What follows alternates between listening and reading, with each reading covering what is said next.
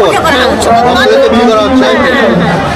রাজমালাগুলো বাড়িতে যে নিশান কোণে সব টাঙানো হয়, টাঙালে মায়ের মা মনসার কৃপায় বাড়ির উন্নতি হবে। হেই friends, welcome back to another blog. আমি সৌরভ।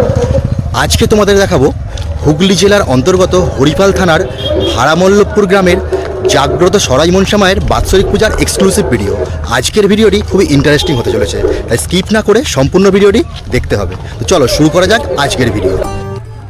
চাপাডাঙ্গা ডানকুনি ২৬ নম্বর রোডের উপর বাঁশুড়ি স্টেশনে নামতে হবে এই মন্দিরে যেতে গেলে, এবং বাঁশুড়ি স্টেশন থেকে পায়ে হেঁটে ৫ মিনিট ভরমল্লভপুর গ্রাম। এই গ্রামেই রয়েছে এই জাগ্রত সরাই মনসা মায়ের মন্দির।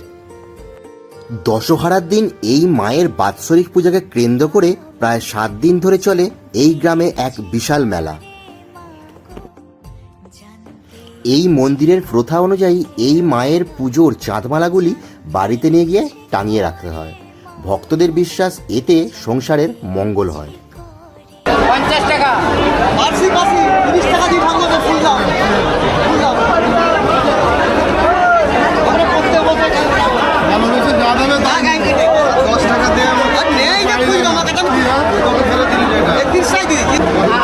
এই যে সব চাঁদমালাগুলো দেখছেন সব মায়ের কাছে উৎসর্গ হয়ে তারপরে আমরা বিলি করছি।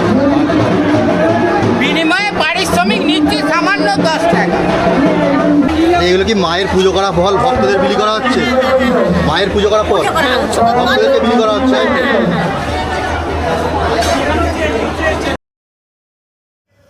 বহু দূর দূর থেকে ভক্তরা ছুটে আসেন সরাই মনসা মায়ের মন্দিরে মায়ের পূজা দিতে।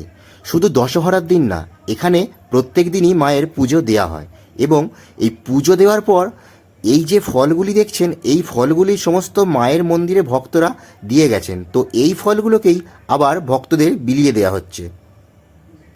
এগুলো কি মায়ের পুজো করা ফল ভক্তদের বিলি করা হচ্ছে? মায়ের পুজো করার পর ভক্তদেরকে বিলি করা হচ্ছে।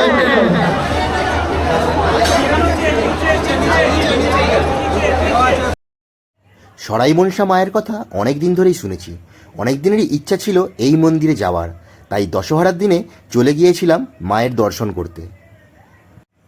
এই হচ্ছে মায়ের চাঞ্জল। এখান থেকে আপনারা চাঞ্জল সংগ্রহ করতে পারবেন এবং বাড়ি নিয়ে যেতে পারবেন।